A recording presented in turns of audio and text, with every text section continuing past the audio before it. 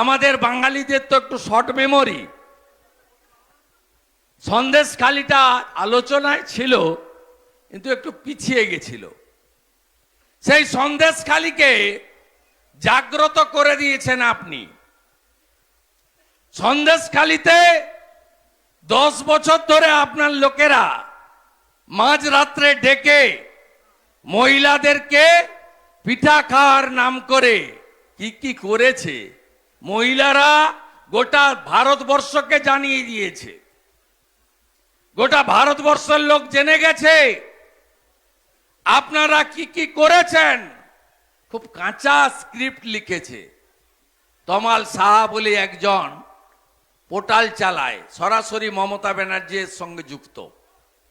আগে টাইমস নাওতে কাজ করত, পরে একটা পোর্টাল খুললো। পোর্টালের উদ্বোধন কোথায় হয়েছে শুনবেন?